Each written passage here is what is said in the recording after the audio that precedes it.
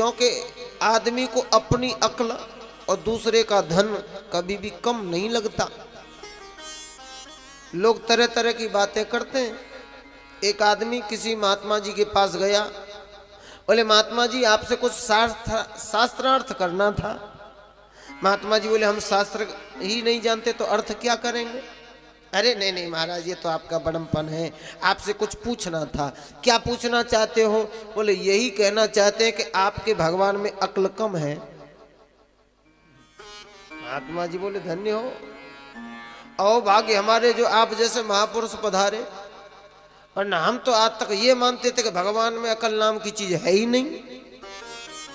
लेकिन खुशी इसलिए हुई कि कम है तो सही, आपने बता दिया कम है।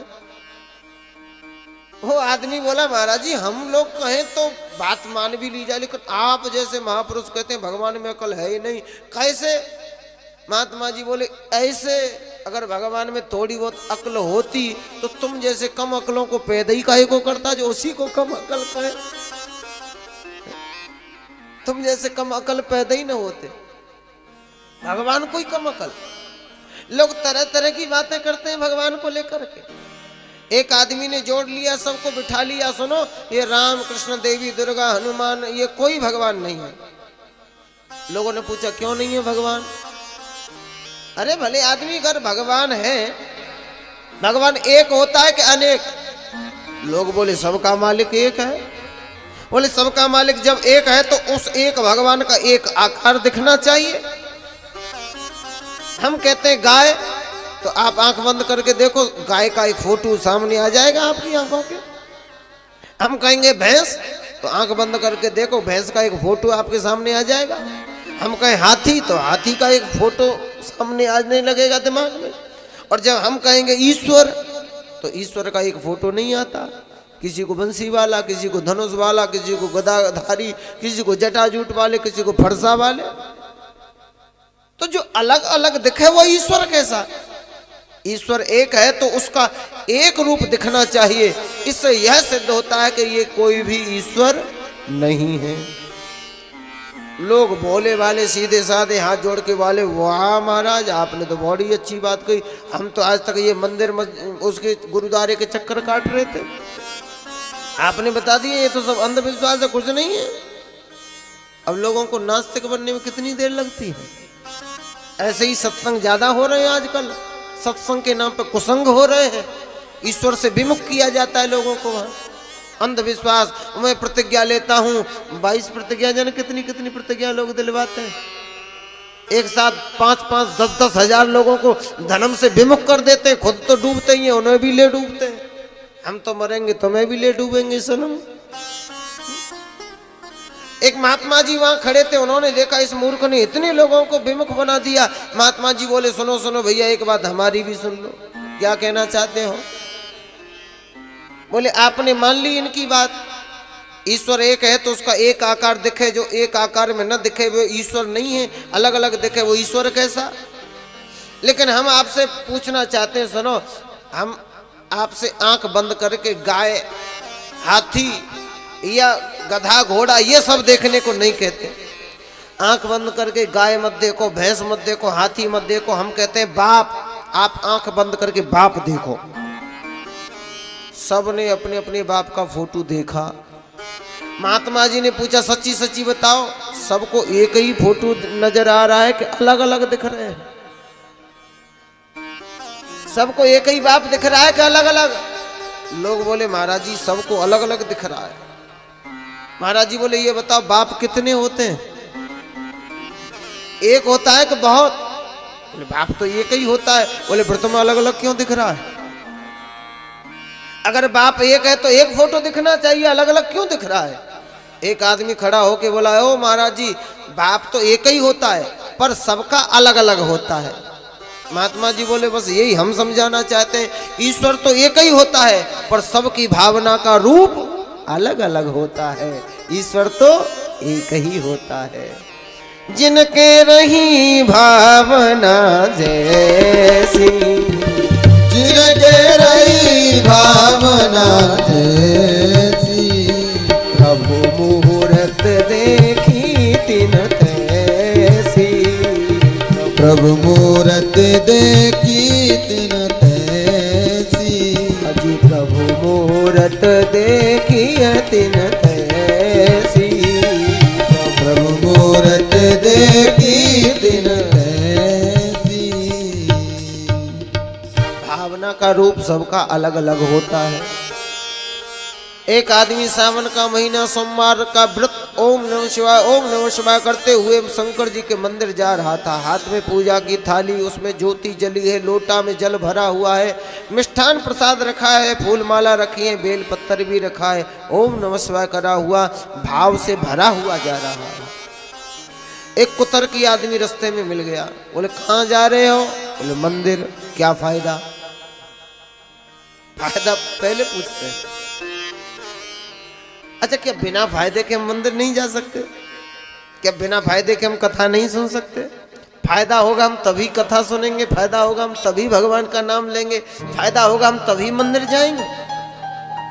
अच्छा, तमाम लोग दारू पीते हैं, सिगरेट पीते हैं, गुटखा तंबाकू खाते हैं, उनसे पीछे कि भाई बीड़ी पीते हो?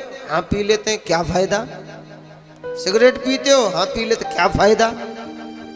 तंबाकू खाते हो? क्या फायदा? अरे भले आदमी, जब बिना फायदे के ये सड़ी गली भुनी चीजें खा पी सकते हो तो बिना फायदे के भगवान का नाम नहीं ले सकते हो?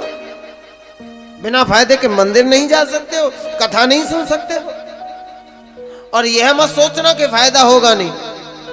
फायदा तो इतना होगा कि वर्णन नहीं किया जा सकता। कितना फायदा है कथा सुनने का। बरनौ रघुवर बिमल जस जो दायक फल चार। कितने फल मिलेंगे?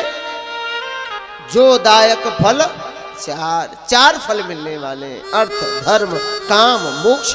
और क्या फायदा चाहिए भाई?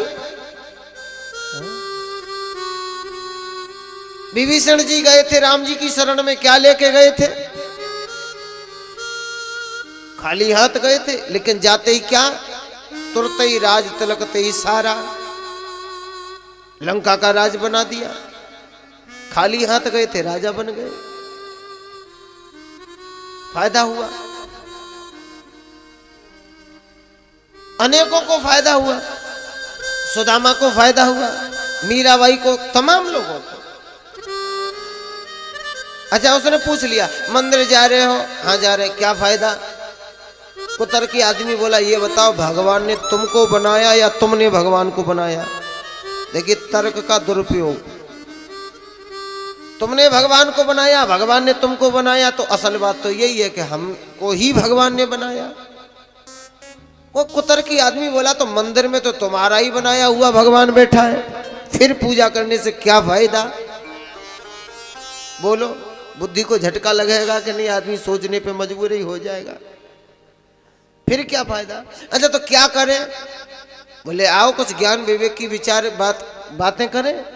क्या विचार करना चाहते हो ये बताओ। जो तुम्हारी थाली में दीपक जल रहा है, इसमें ज्योति कहां से आई? क्या उत्तर है इसका? कोई दे सकता है? ऐसा खोज खोज के लाते हैं लोग, दीपक में ज्योति कहां से आई? अब वो आदमी बड़ा परेशान। अच्छा, पूजा करने वाला आदमी भी कम चालाक नहीं था। उसने क्या किया? फूंक मार के दिए ही बुझा दिया। दिया बुझा दिया। कुतर की आदमी चकरा गया, क्यों ने दीपक क्यों बुझा दिया? वो भक्त आदमी बोला तुझसे पूछने के लिए, अब तू बताइए ज्योति कहां चली गई? तो पड़ गया चक्कर में, कैसे बताए कहां चली गई? भक्त आदमी बोला सुन, ये जहां चली गई वहीं से आई थी। अब कहां चली गई ये तू नहीं बता सकता, कहां से आई थी ये मैं नहीं बता सकता। तू अपना काम कर और मुझको मेरा काम करने दे। चल हट पीछे। अगर कोई कुतर की आदमी मिल भी जाए तो उसको ऐसे ही उलझा करके आप अपने काम में लगे रहिए। अपना काम मत छोड़िए, अपना धर्म मत छोड़िए, अपनी निष्ठा मत तोड़िए।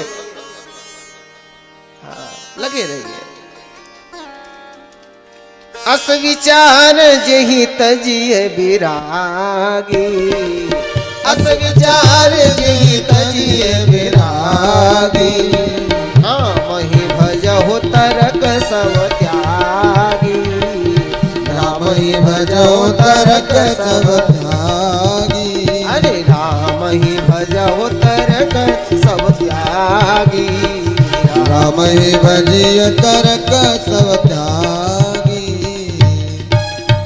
बोले रामचंद्र भगवान की जय।